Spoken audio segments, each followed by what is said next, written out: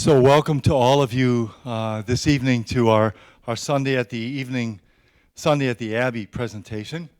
And as I've said before, for those of you who've been here in the past, this year we've invited 6 women writers to reflect on the work of writing and editing and all that goes into that as a spiritual practice. And we're delighted to have Miss Patricia Hampl as our presenter this evening. She was born in St. Paul, and you'll know that if you read her work. She earned her BA at the University of Minnesota in 1968, and then went on to the University of Iowa, a university famous for its writing and famous for its attention to good writing, and there she earned an MFA. She's best known for her memoirs. Her first memoir, A Romantic Education, dealt with her Czech heritage and won her the Houghton Mifflin Literary Fellowship in 1981. Years ago, we first read her successive volume, Virgin Time, in search of the contemplative life, in our monastic dining room. And that's really when I first became aware of you as a writer, Patricia. Okay, it's a memoir that dealt with her Catholic upbringing.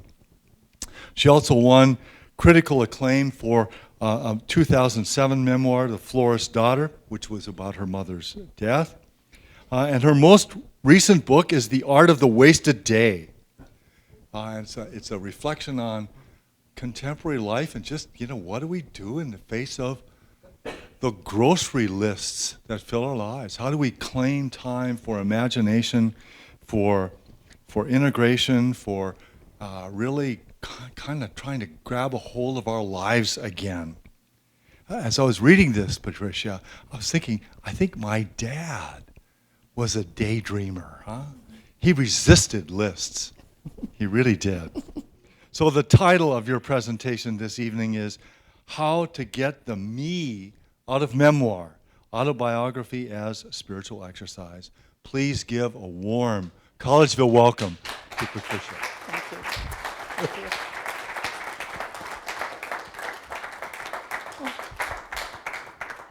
Thank you so much for coming, for having me here. It's always an occasion for me when I can come to St. John's. I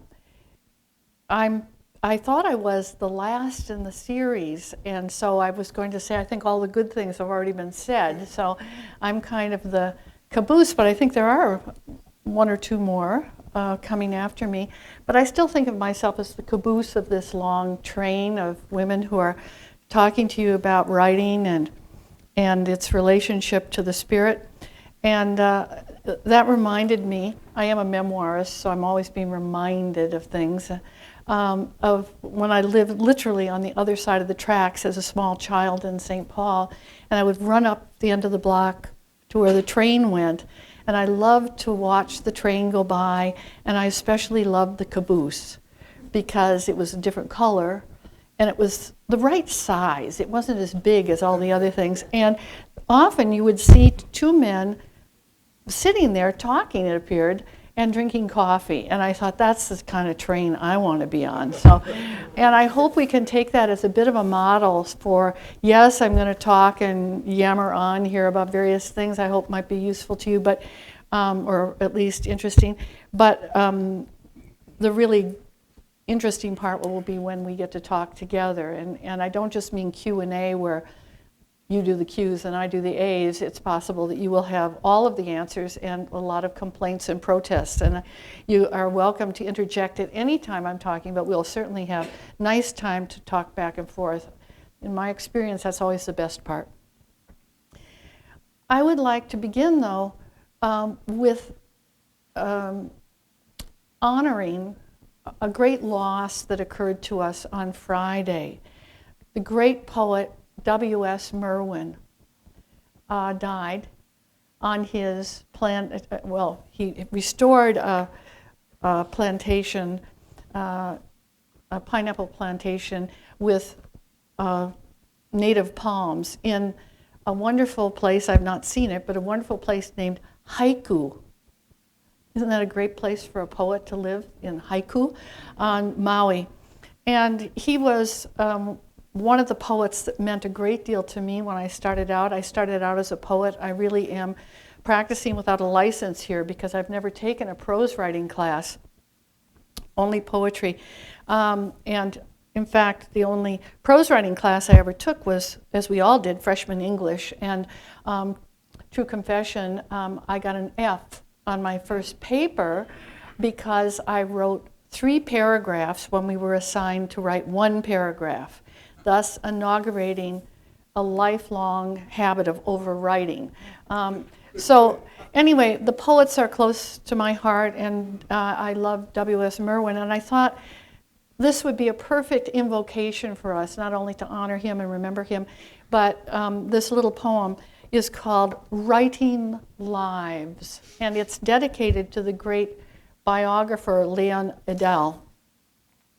But we're going to be talking about writing lives, your lives. Writing lives.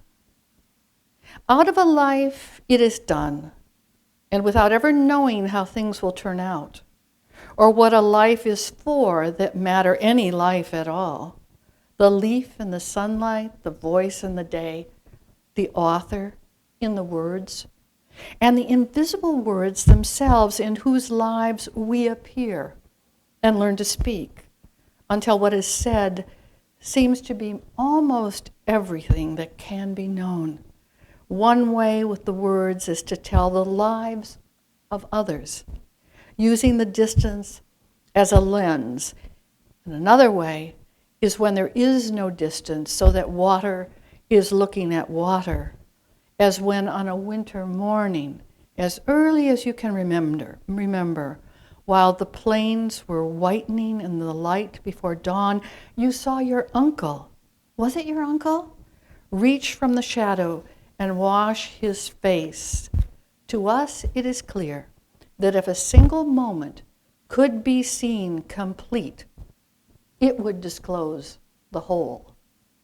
There is still that light in the water before sunrise, the untold day. And in a way, I'm hoping to talk my way to that moment of that little moment that you can each think of as what you want to do to connect your writing life to your spiritual life. In a way, I guess I'd have to say I kind of, there's not a lot of truth in advertising in that title, How to Get the Me Out of Memoir. In some ways, I want to talk about what we mean by me when we're writing memoir. In order to do that, I think I need to do a little, if you allow me, a brief recap of our recent history of memoir. It won't be too tedious, I don't think. When I started writing memoir, when my first memoir was published in 1981, the book did not have the word memoir on it, because nobody would have thought that somebody in her 30s would write a memoir, because the idea of memoir at that time, in the early 80s, was it was a retrospective, it was, you had to be famous, or you had to be infamous, or you had to have slept with somebody who was famous, or you, in some way, you had to be telling some kind of tall tale.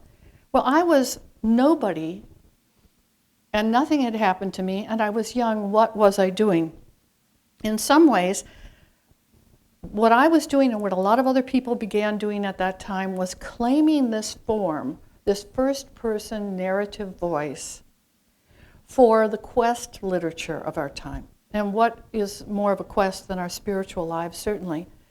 I mean, I don't mean that we set out to do this and knew we were doing it, but in fact, that's what it was about. In some ways, maybe the thing to think about is Dante at the beginning of his great poem, when he says, "In the middle of the journey of our life, I came to myself within a dark wood where the straight way was lost."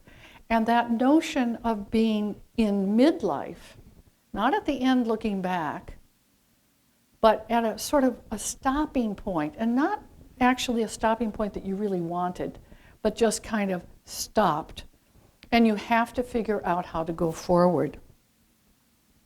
So what happened at that moment was that in our American literature was that memoir became not a retrospective or reminiscent form, but it became a quest literature. And in a sense, that's what makes it connect to our first and I think most important spiritual autobiographer. But I have another tiny story to tell about my own experience. So that was 81, and I would go into bookstores pretending to look for a book by somebody else, of course, and really looking for my own book, right? It was the first, well, not the first book I'd published, but the first kind of, bigger book that I published. And I couldn't find it. I mean, it wasn't to be found. Sometimes it would be in women's studies, sometimes it would be in art history. This was the one about growing up Czech and it was a Cold War book. Sometimes it would be in a political section, a history section, and on one very unhappy day, it was in self-help. So I did not have a happy time, and when I went to Scribner's, which is now a makeup store, but they gave away their bookstore in New York, and I said, I'm wondering if you have a book called A Romantic Education by Patricia Hampl. Why? Did you write it? And so I ran out the door. Anyway, that was 1981. You could not find a section called Memoir. 92, I published a couple other books, and then in 92 I published another memoir. This one was the one that Abbott Clausen mentioned, was about growing up Catholic and seeking St. Francis in Italy. Who wouldn't want to go to Italy? And all of a sudden, there's a section in the bookstore called Memoir. So in that 10-year period, that decade, the genre established itself. And they put the word memoir on the book. They certainly didn't put it on the first one. And people began to have arguments about what memoir was, whether it was nonfiction. Somebody said, we made a terrible mistake when we housed memoir under nonfiction. We should call it non-poetry. That the enterprise is really lyric. So I was on a plane giving a reading in, of all places, Fairbanks, Alaska. So I got on the plane in Minneapolis, St. Paul, and sat in the middle seat, and next to me comes a young man who had just graduated from a college in Virginia. He was going home to Fairbanks, and he told me what he was doing. He had just graduated. I'd forgotten what field. And he said, and what do you do? I said, well, I'm a writer. And he said, what do you write? And I expected him to say, as everybody always had, novels, at which point I was going to have to roll out my thing about, no, actually it's memoir, it's not really about me, it's about things that I'm interested in. And he said, what do you write? Memoirs?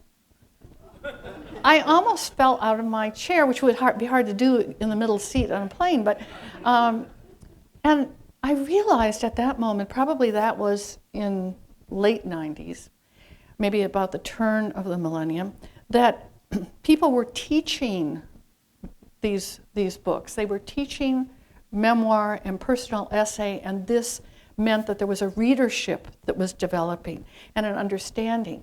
But really, my relationship, as I had been thinking about this, because I didn't mean to write about myself, it was very bad news to me. I'd been brought up not to talk about myself. And I also wanted to be an artist, which I thought meant you had to make stuff up. If you were just writing about what happened to you, then surely you were lacking. But I kept being drawn into this interesting form, which allowed me not just to talk about myself. I wasn't interested in that, but from myself. And this is the part, I think, that has to do with spirituality, that what you're looking for is that part of yourself that attaches itself to the earliest Western commandment, which is know thyself. Know thyself, the oracle at Delphi says.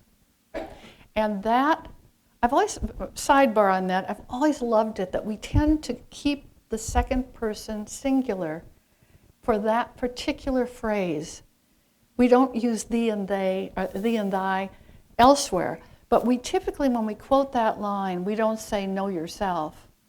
we say, know thyself, as if we understand that what's being asked of us is an intimacy about the self that goes beyond emotion and psychology and into that realm impossible really to describe, but which is in fact the spirit. So as I began thinking about this, I, who have spent all my life reading long novels and loving them and wishing I would be writing one, I suddenly realized, wow, the memoir isn't a new form. There was this man, a bishop, an unwilling bishop, who sat down in North Africa in 397 and began writing a book that we now see as the first autobiography, Augustine, of course, who, interestingly, his confessions are not about, wow, I was this sinner and now I've been saved and let me tell you what it feels like to be saved. He wasn't really doing that. He was doing a lot of what the job is now. He was actually talking about why he didn't understand who God was. And he said, maybe what I can do is seek God without knowing who he is, without knowing God.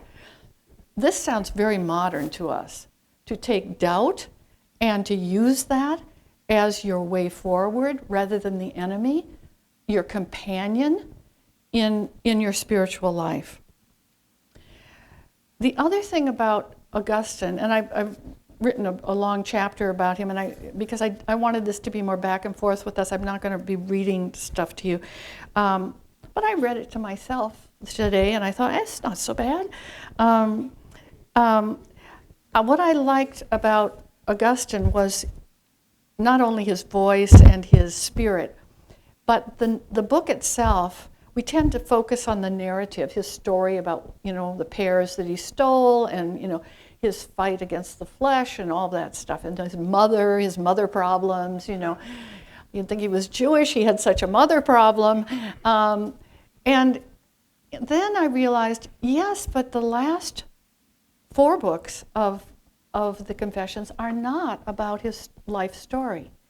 They are really an essay in which he tries to contend with the whole question of what memory is. The whole idea of memory and how it is all we have to know who we are, that know thyself commandment is best known through memory. Not because our memories are accurate.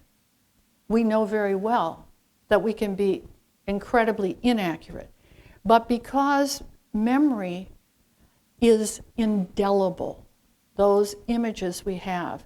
And so what I've come to believe is that we need to not think about memory and memoir and its use in spiritual writing as a story beginning, middle, and end, but rather to think of it as our own personal picture album, snapshots, and that we take a snapshot, put it before us, and really write that scene, write that image, write that moment.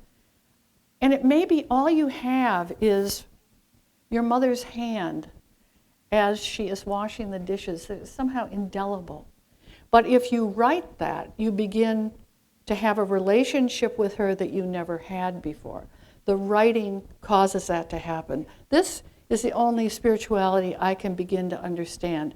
The relationship between the impacted image and the effort of articulation. To put those two things together, imperfect, is to know thyself. And so it's what I'm kind of encouraging people to do. To think of things as snapshots, not as a story, not as something that you have to put together.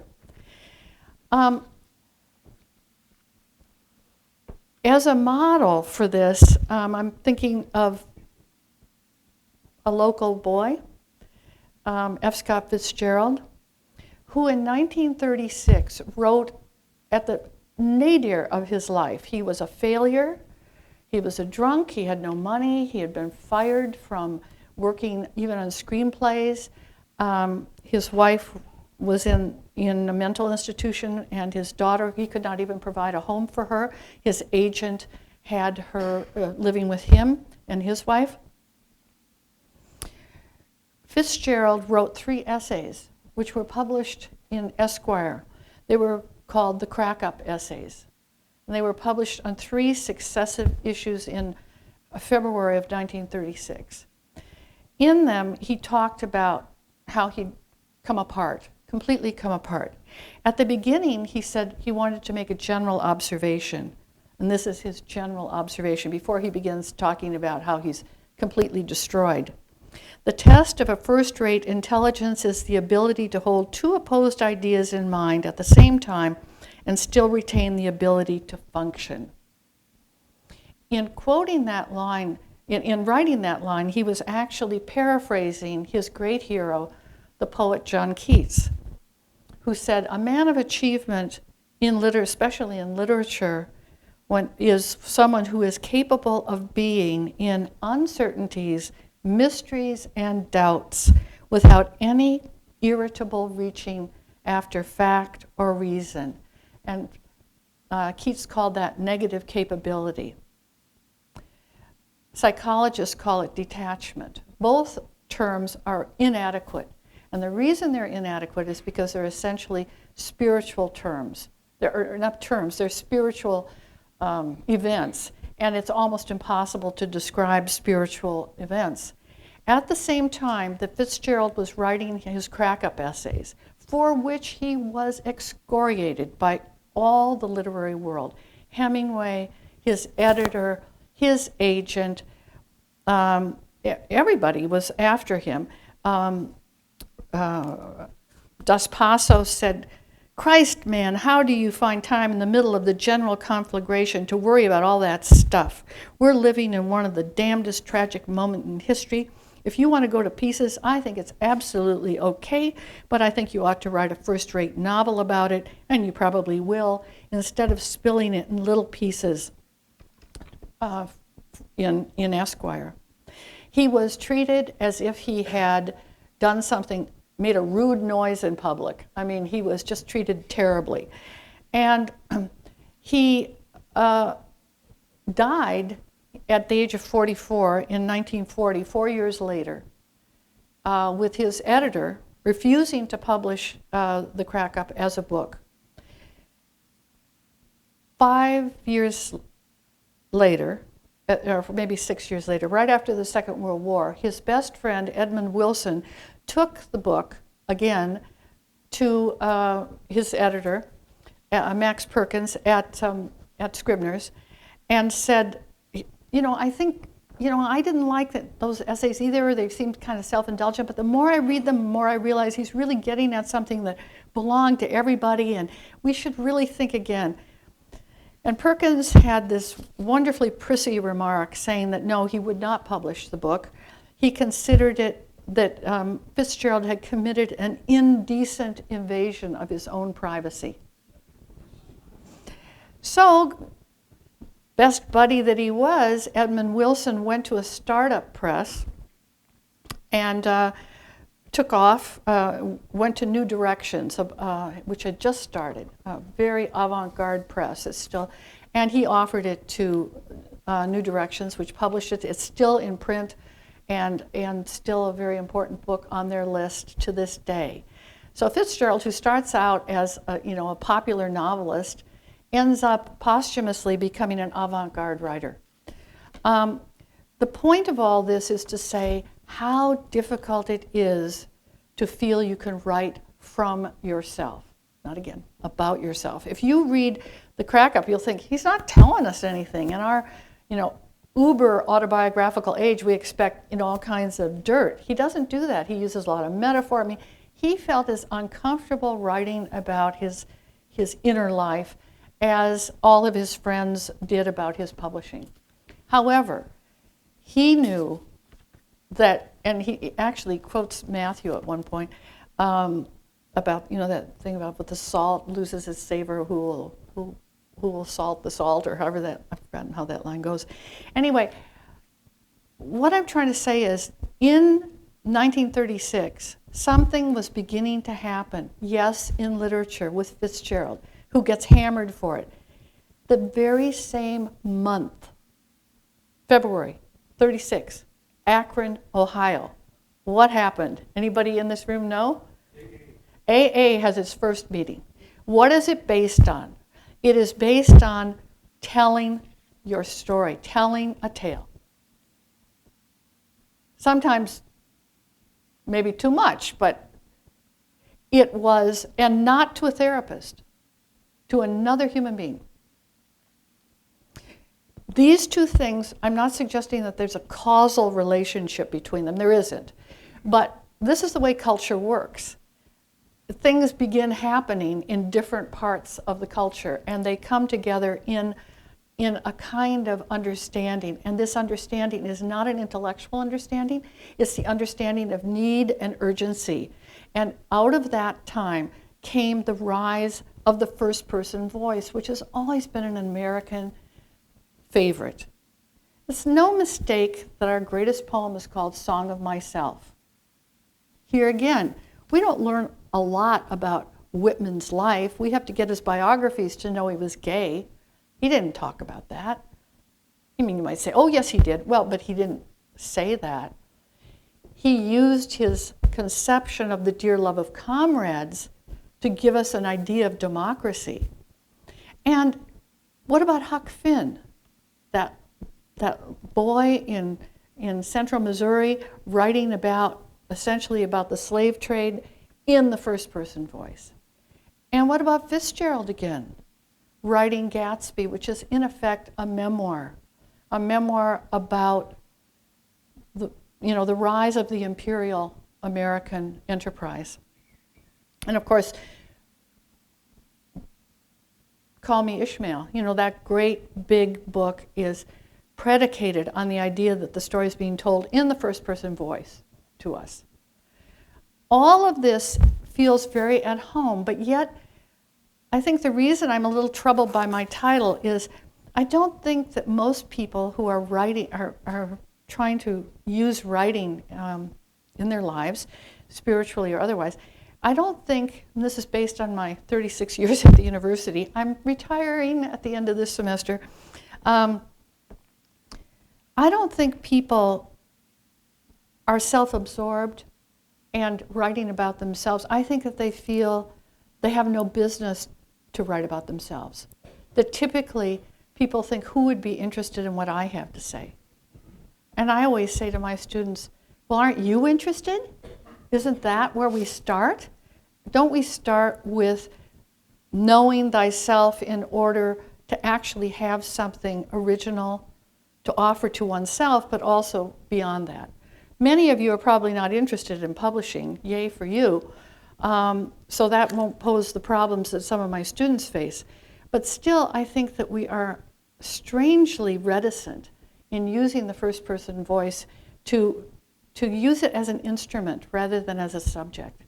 And I'm a bit evangelical about this because I think that this is the way that you really can have an authentic spiritual relationship, is not simply by reading what other people write about spirituality. I mean, some of our greatest practitioners, Teresa of Avila, and I still have great affection for Teresa of Lisieux. A lot of people think she's not up to it, I think, but I love her. I always have. And of course, again, my great favorite, Augustine. That this is part of our heritage, this memoiristic, autobiographical impulse. Doesn't mean you have to sit down and write an autobiography and talk about the relationship of memory to Genesis in the last 4 books of your confessions, but that you can sit down and begin with an image that comes to your mind either through prayer or just through meditation or silence or staring out a window, and see where it takes you. This is a I mean, I've lived my life doing this, so of course I want everybody else to do it. It's a very important part of our reading experience. It's also, I think, part of the American heritage to trust, whether we should or not, that first-person voice. The first-person voice is our voice. There's a reason why nobody is getting advances for epic poems. I mean, Homer doesn't get an advance. We read them in school and everything, but our literature is the literature of the first-person voice. Not just my first-person voice, not Fitzgerald's, but yours as well. Should go into this symphonic relationship, I think. And the other thing to emphasize again is this whole notion that when we're doing this, we are in doubts and mysteries and uncertainties, and that's the whole point. That is not a problem. That's actually, as Keats tells us, that's what you need to have in order to do this work. In order to know thyself, you have to be willing to be in doubts, mysteries, and uncertainties. Christianity is based, unusually, on a single man's life. So we come by this relationship not only through the Delphic oracle of Know Thyself, but also from the fact that we have been focused on the life of a single person. And we have been thinking about it for millennia. So why don't we start thinking about ourselves just for a few minutes every day? Keep a little notebook. One of the things I sometimes urge people to do is to take a small notebook and to write your autobiography on one page every day for a month. One page from beginning to, well, I hope not the end, but wherever we are at the moment. And don't look at the ones you've done before. Just keep writing it every day. 10 minutes, any more than 10 minutes, you're spending too much time on this. And at the end of the month, look at what you've written and to see if you've returned to the same things or if you've bored yourself enough that you've actually come to some other doubt or uncertainty or unknown framed picture that you had in there that you had forgotten about. Ask yourself, what am I surprised I left out? What am I glad I left out? Who must never see this? Who is this for? All of these questions are part of the relationship of writing in the first person voice. It's just for you, you might say, but it really is something that radiates beyond you into your relationships. And I think the very fact that one does not, I mean, I've done a lot of these, I don't publish them, gives me a different perspective on my work.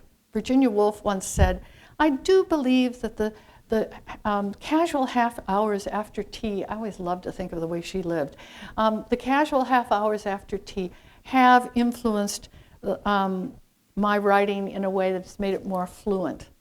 And so it's not just your writing, but your thinking, that you can move amongst these images without trying to organize them, is part of what it is to use memoir as a spiritual exercise.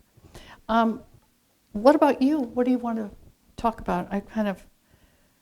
I perhaps made the mistake of not writing this out, and so I've kind of come to the end of, I mean, I have all this, but I did want to read it to you, so. Your turn.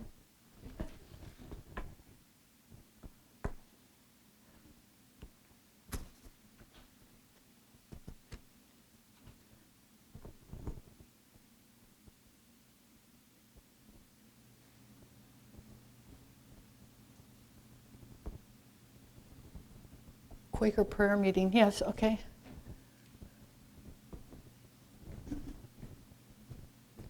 It strikes me when you talk about the autobiography by day that could easily turn into a log, just listing.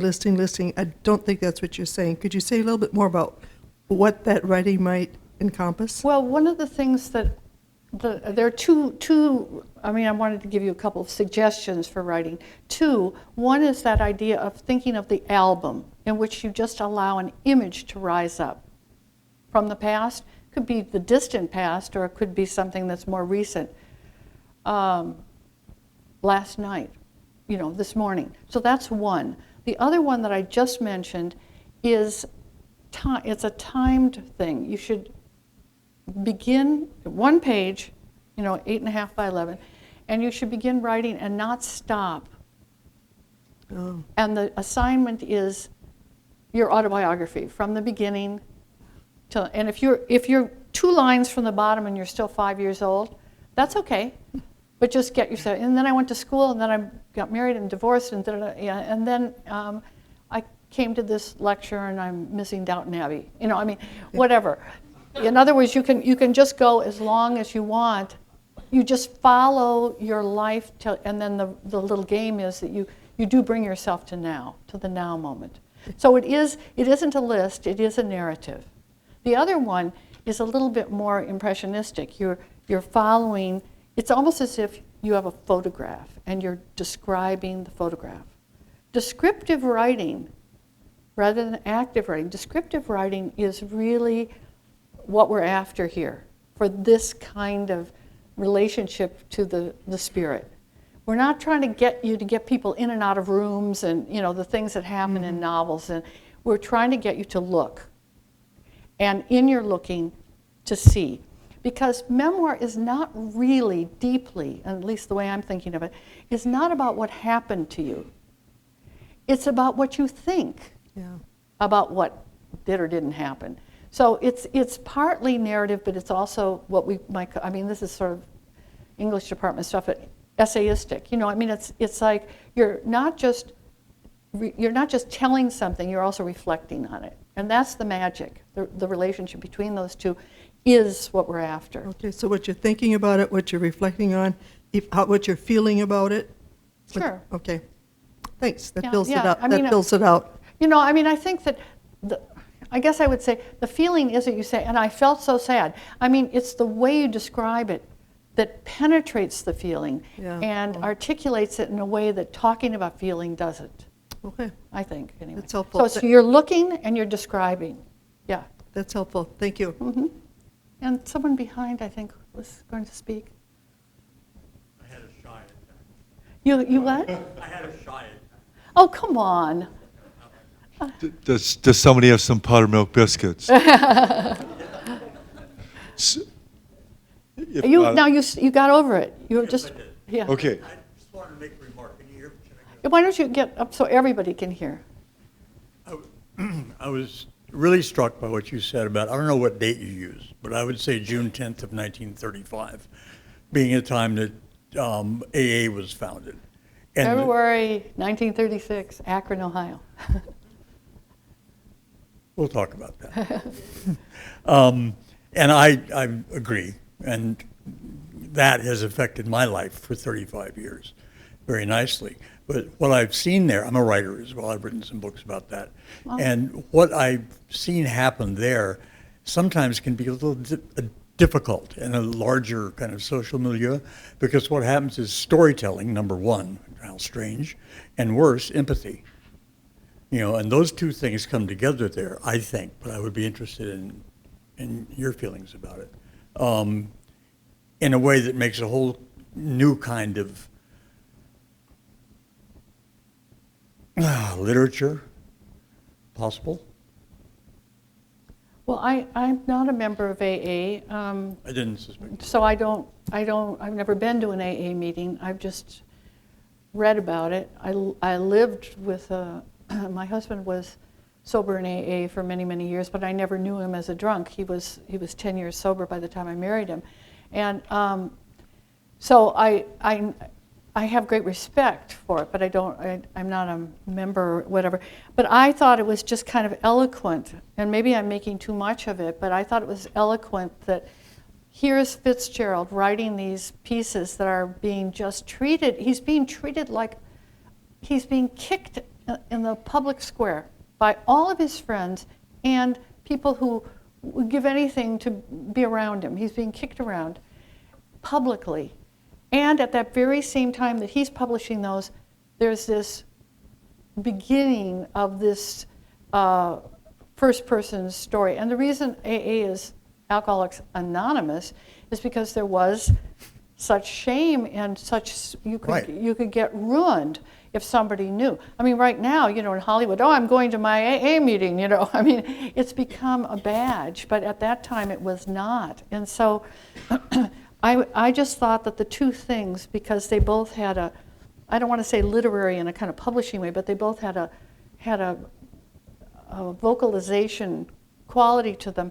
It was just curious to me that they happened the very same month. Right. Okay, thanks. Yeah, thank you. Yes. Renee, and I think Tim was over there. Tim, are you going to follow me, Renee? Okay. Oh, I think I thought you were leaving, so I was just thinking, oh, bored. I thought the talk was terrific, really. Oh, you're sweet. Thank you. One of the things that I notice in Augustine in that snapshot kind of way is the death of his friend when he's about a very young man, not yet Christian, Yeah. just someone who is, as he says, half of his soul and the other half of himself. But it seems to me that later as he goes through everything, his friendships with Alypius, his friendships with Nebridius, that all of those things sort of amplify that original photograph of that young man and their close relationship, and that they could share everything.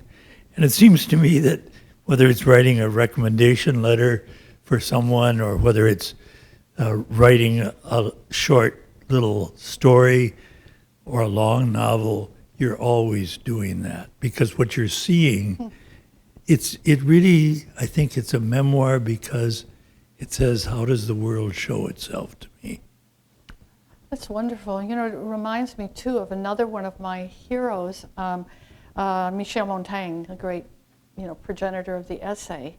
And he said that if his great friend, Etienne de Boissy, had not died early, no essays. In other words, he loved talking to his friends so much. They were so close that when he was gone, he had to substitute that. And closer in our own times, we can think of maybe the one indispensable document, personal document out of the Holocaust, is the Diary of Anne Frank, which she begins as a letter to an imaginary friend, Kitty. And it's often interesting to remember that Anne Frank, when she wrote that book, she had not yet been in Bergen-Belsen. She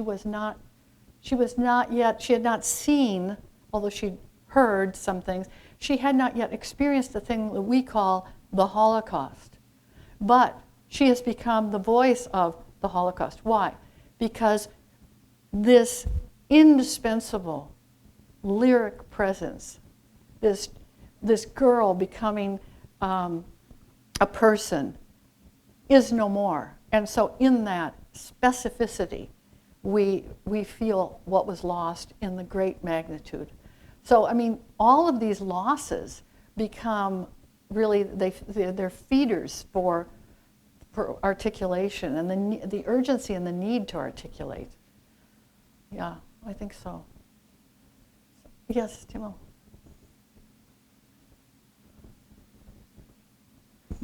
After the Flores Daughter, one of my favorite memoirs was something called Just Friends by Patti Smith. I don't know if. Oh, I love that book. Okay, it's a book I would recommend to That's a great, anybody. great book. Yes. And one of the things it shares with your memoir, as I recall it, is that it's so narrowly focused on just her relationship with Robert Mapplethorpe, and of course other people like Andy Warhol.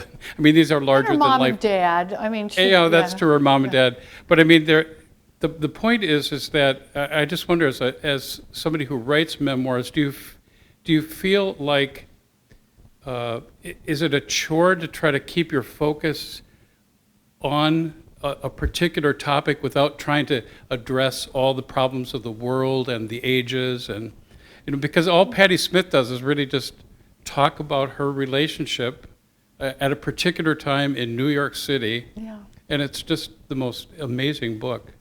Well, I agree. Just Kids is one of the great books of the last, I think, 20 years, and a wonderful book. She's a beautiful writer. If you think about, I mean, I'm sort of making this up, but autobiography, we've been kind of using the words interchangeably, autobiography and memoir, but if we want to kind of make a little definition, we could say everybody has one autobiography. From here to there, it's kind of a line. But you can commit as many memoirs as you want. I'm living proof of that, I mean, how many times do I have to prove that I'm here, I mean, one book is about growing up in a Czech family during the Cold War and going behind the Iron Curtain. You don't really know that I'm Catholic in that book. Well, maybe slightly, but it's not really there.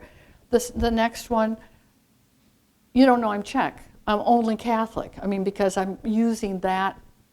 That's what I'm after. Then in the one you mentioned, the Flores Daughter, it's really about being a daughter. So, my brother, I dedicated that book to my brother, but he's hardly in it. Why? Because I didn't need him, I mean, he didn't fit what I was after. And in fact, my husband is rarely in anything because usually I'm trying to do something in the Catholic book, Virgin Time. I was reading it and I realized, oh my God, it looks like I'm going to all these monasteries. It looks like maybe I'm thinking of being a nun. I was long married at this point, and I thought I didn't make it up, but I better put in one of the telephone calls home so that the reader knows that I have this guy at home, And so I did that, and once he was there, I was done with him in the book, I mean, I just needed him for that purpose, for that narrative purpose. So it sounds a little cold-blooded, but a book is not a life. A book is just a book, and you take into it what you need for that particular enterprise, I guess I would say. And I think she wrote, I haven't read the next one. Have you read the next memoir? What's it called again? Sorry, I didn't mean to put you on the spot. I can't put myself on the spot. I haven't read that one, but yeah. Anyway, yes, Lucy. I've also read Virgin Times and loved it, and The Flores Daughter, and that's one of the reasons I was interested in being here tonight. But I was intrigued by the suggestion you gave us to write images, to describe images as a form of memoir. And one of the reasons I was interested in that is it's something I started doing a few months ago. And Ooh. just We're on the same because. wavelength, yeah. And then I'm wondering, then you wonder, why is it this image and then that image and then this image, and how are they connected? Then you start having all sorts of thoughts about how they're connected. And have you used that in writing? Do you connect the images? Do you have thoughts on that?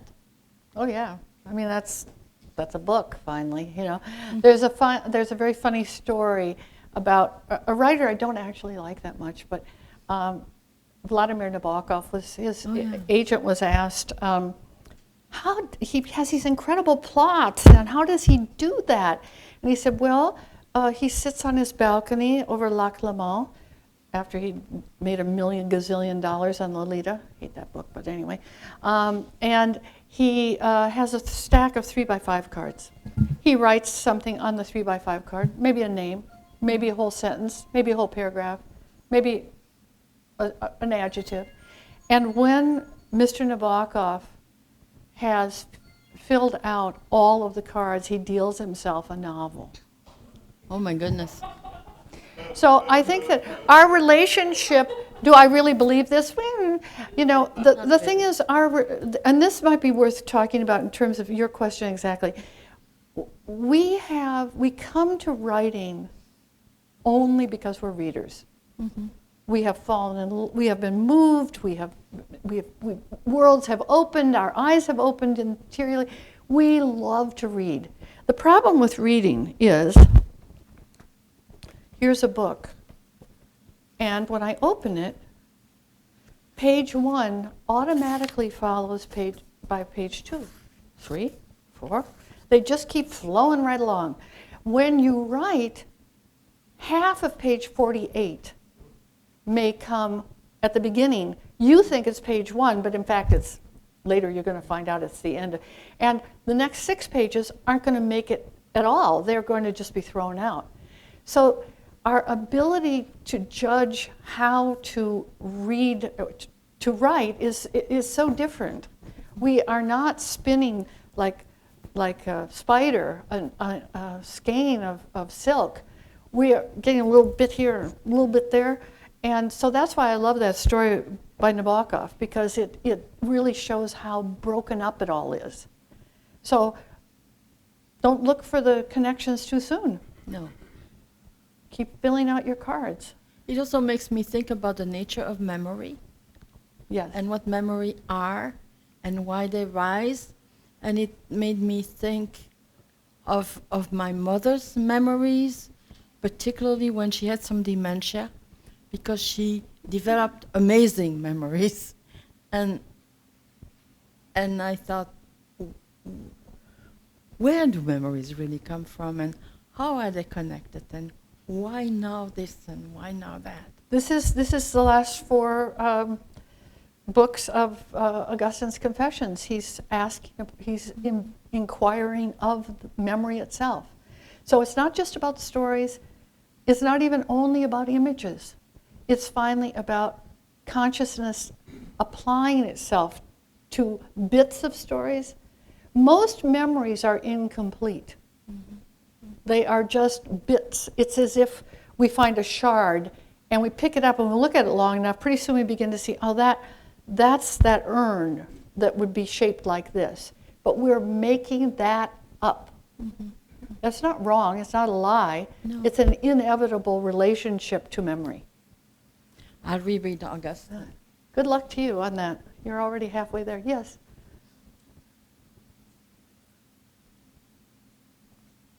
Hi. Hi there. I came from Vietnam and I grown up during the Vietnam War. And I saw the war with the eyes of 9 years old. And I came to this country almost 30 years ago. And I married and I have children. It's a new generation in America. And all kind of that. And the transformation from spiritualities to me, and I transform that. I jot down here and there, like you said, every day. You know, I don't do it every day, but whenever I see things that in my soul interpret it, I see it. So I'm always want to ask my question that how can I start a book? Yes, you've already started it, sounds like to me. You know, the American literature is predicated on stories like yours, generation after generation. There is really no depth to American literature without the immigrant story, without that story bringing to bear its history and relationship, even language, to this experience in this land here at this time. So I would say if you want to write a book about this, you are already in American literature by wanting to do so. That's exactly, I mean, one of the great memoirs, I think, of our time is A Walker in the City by Alfred Kazin. And it's about growing up in Brooklyn in a Jewish family, immigrant family. And, you know, it's several generations before you came here. But he is doing what you want to do now. And this is done over and over again. And that's why it's the center of American, really in many ways, the center of American literature. The other thing I'd say is find a writing group. Do you live here or do you live in the Twin Cities? No, we live in Sioux City, Iowa. You live in Iowa? Yep. Where? Sioux City. Sioux City. I don't know where to tell you to go, but I know there are people, small groups, sometimes groups of women, who like to meet together to work on their writing. And so finding a community writing class, not a bad idea. Not forever, but just as a way to have some kind of setting in which you can be semi-public. You know, you'll begin to see, you read something aloud and somebody laughs and you think, oh, I was hoping they'd laugh. Or you look up and you see somebody has a tear in their eye, they got it. Or you see them looking away, they're bored. You think, oh, I guess I kind of knew that wasn't working. You know, that kind of thing is very valuable if you want to move into some kind of more public relationship with your writing. I'm sorry I don't know where to suggest you go because I don't know that community, but I know they're out there. And and then of course reading, read. There are a number of wonderful Vietnamese memoirs. You probably know some of them. Stealing Buddha's Dinner, do you know that one? Mm-mm. It's a wonderful book. You might want to look at it by, I've forgotten her name. It's the classic Vietnamese last name, Nguyen, you know, but I can't remember her first name. Anyway, Stealing Buddha's Dinner, wonderful memoir. But maybe you don't want to read it because you want to write your own. You don't want to read about a Vietnamese. Because one time, Stuart Dybek, who's a Polish American, wrote about his background, and somebody said to his Catholic background, he said he was asked, "What Catholic writers have influenced you?" He said, "None. Jewish writers. I figured if they can do with their culture what they did, I can do with mine the same thing." So you might not even want to read Stealing Buddha's Dinner, but anyway. True. All right. Thank you. Good luck to you. I want to read that book. Many thoughts. I'm a therapist of many, many seasons, and I think about the file cabinets that are filled with stories of other people. Mm-hmm. And a couple of years ago, I taught at I still teach at St. Clair State, but I taught at the Reformatory. Ah. And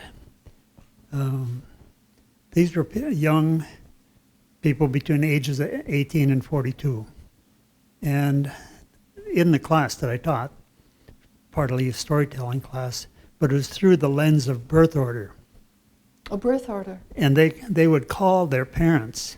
They had permission to use the phone, call parents or relatives, and ask about their growing up. And then they would report to the class, like 3 or 4 minute summary of that. And many of them had never asked their parents about what it was like to be a kid.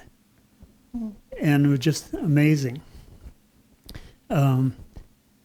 I get to write about a lot of other people's stories in my clinical files. And when I first meet with clients, I ask them to bring a picture or a symbol of something they're proud of. And that pivots around, it just opens up volumes of stories, because I'm a great believer, I love metaphors, and oftentimes I have a bag of rocks in my office that I often give people. They're Lake Superior rocks, came out of the earth, and they're rock solid, and everyone is different, and they hold that rock. All kinds of stories about that. But the other thing that I heard this morning on Meet the Press, Beto was being interviewed, the guy that's running, and the interviewer asked, "What are the 5 books that you would recommend?" Maybe you heard it. One, he said, was The Odyssey. The other one was The Power of Myth by Joseph Campbell. And I don't think any other politician would have mentioned those books. So, So you're going to work for Beto. part. You're going to work for him. Yeah. So I love what you're saying about the, and I have written a lot about, even when I started in prep school year, way back in another world, I kept a diary, and I still have those. And over the last 10, 15 years, I write, it's hundreds and hundreds of pages. Most of it is not for public consumption. But I find that it is a powerful metaphor from which I am viewing my life. And I like the idea of writing for 30 days through a various lens. Like I've told my story of my life through the dogs in my life and through the places I've owned and the cars I've owned. And I've told those stories to a couple of my daughters, which is an interesting metaphor for other fragments of my life. Just one other thought. Many years ago in another land, I was giving a talk about addictions and therapy, and I said, clinical issues are fragments of whole stories. And we only get to hear a few of the fragments, but there's a deep, deep, thick story behind all those fragments. Really, that's the economy of literature itself. Thank you. You give me your story, Leo Tolstoy, whether it's about Anna Karenina or Pierre Bolkonsky or whoever it is, and in some unfathomable way, I get my story. So that is at the root of why literature works and why some books endure. And also you said something I thought was very important. It isn't just about, again, I'm hammering this, it isn't about writing about yourself. It's about writing from yourself. So you might be writing about your mother, or you might be writing about the tree outside your window. Anything that your attention fastens on is worthy and will lead you somewhere. So I think that that's a very important part of why to write. And writing slows you down. You can't rush when you're writing. I mean, you can write fast if you want to, but in the end, the mind and it's kinesthetic writing. And I've noticed. I try to write by hand now and again because it's way too easy to hit the keyboard, you know, those ivories. I mean, I can go much faster. Whereas the thought patterns, especially when you can't erase, as you can so easily on the computer, you know, you're centered in some way. I'm sorry to use such a kind of cliched image, but anybody else? We're kind of... Peter.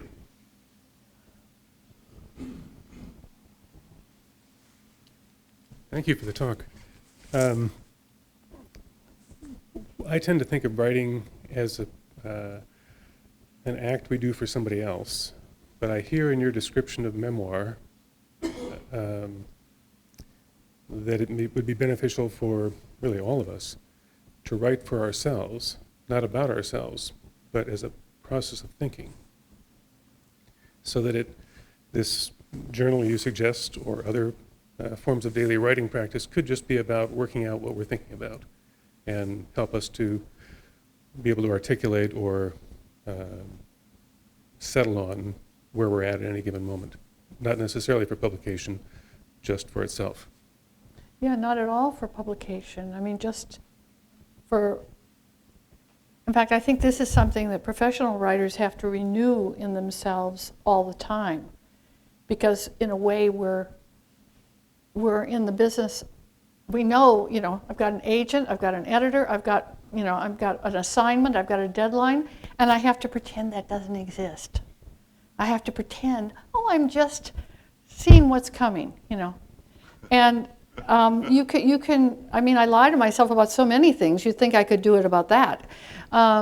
So what you're saying is absolutely true. I mean, all of the art is predicated on paradox. That's why, you know, my favorite one is you must lose your life in order to gain it. One of the great spiritual aphorisms and truths that we could mine forever, and this is sort of what you have to do as a writer too. Whether you're a professional writer or not, you have to just do it because you're trying to find out what's in there, and you may not. You don't write what you know. You don't think something and then you write it. You start writing and find out. That's why I want you to do 30 of those autobiographies, because eventually you'll just, okay, here I am again, another 10 minutes at this, you know, and something will come up. You have to kind of trick yourself into not having great intentions, not having expectations, and just putting yourself in the presence, right? I'm starting to sound rather Buddhist after all. But, so, yes.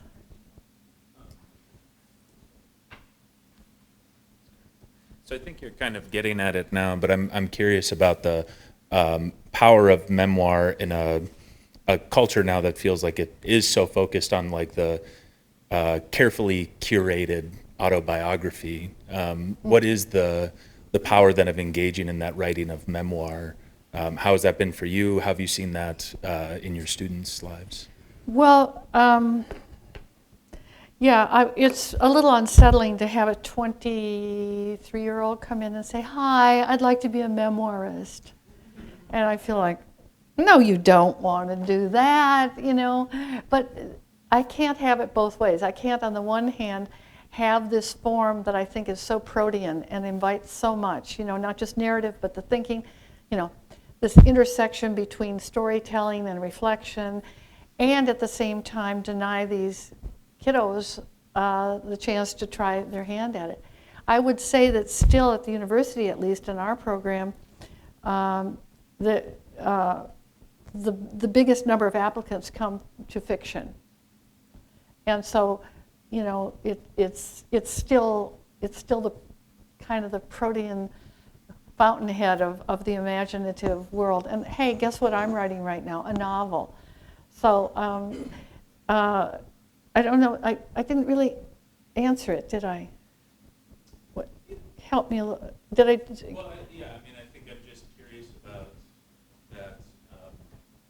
I think we can hear you, you've got a good voice. Okay. Yeah, just that it seems like we're living in a world that is so defined Oh, by yes. how we carefully Yeah. present ourselves, Yeah. the events of our lives, and that's very different than the process you're talking about. Right. About the power of that. Well, you know, I get sick of what the English call the misery memoirs, and, you know, and there were, well, I won't go on literary gossip, but I mean, there are all sorts of people who use this form that I've been talking about, and perhaps an overly idealistic way, in ways that I think are, you know, pretty cheap. And hey, there are bad novels out there, and there are bad poems, and guess what? They're lousy memoirs. And maybe I've written one or two myself, but I think that what we're talking about here is not the publication of books, but the use of this kind of writing in one's life. So I think there was some, yes.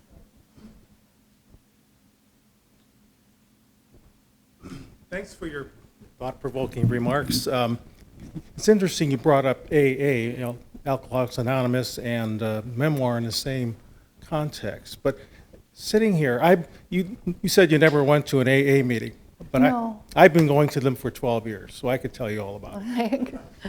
But what really struck me was that people that tell their stories in AA are really telling memoirs. Yes. Mm-hmm. Because the AA meeting basically is surrounded with, focused on a theme of some sort, and people relate their personal recovery in relationship to that theme. So in effect, it is a memoir, isn't it? It is. It's Sort of a memoir. yeah. Yeah. Yeah, I would say so.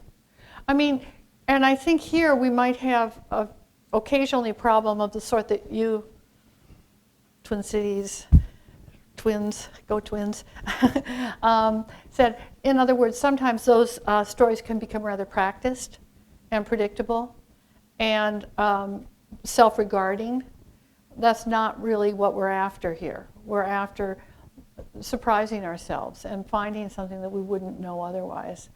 I don't mean to say that that's the way it always is in AA. I wouldn't know, and I don't have that feeling from what I do know about it. I'm an enthusiast as far as that goes. But I do think that sometimes when stories become rehearsed and practiced, it's a problem. I know that one of the reasons I'm pleased to be retiring after 36 years at the university is because I don't think it's healthy to be an expert and an authority all the time, because that's exactly not what I have to be when I sit at my own desk. I have to be an idiot, willing to give it a try. But when I'm in front of the classroom, I'm supposed to know what I'm talking about, and I've become sort of allergic to that. I just don't want to do it anymore.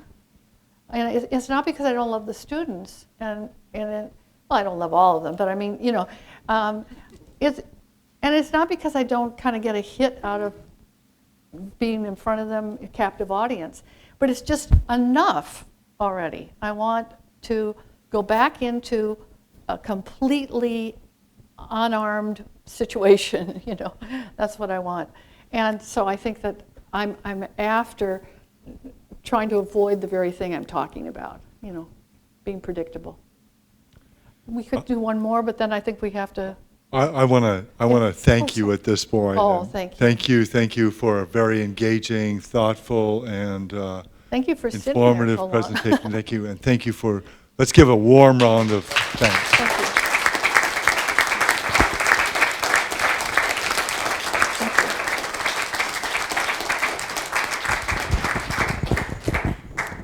On April 7th, we will have our own Jesse Bazan here giving us a presentation called Vessel of Voices, the Call of a Spiritual Writer. So we look forward to Jesse being with us on April 7th.